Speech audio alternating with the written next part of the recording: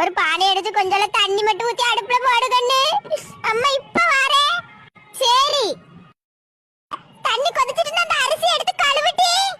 ஆ ஆ கண்ணு கண்ணு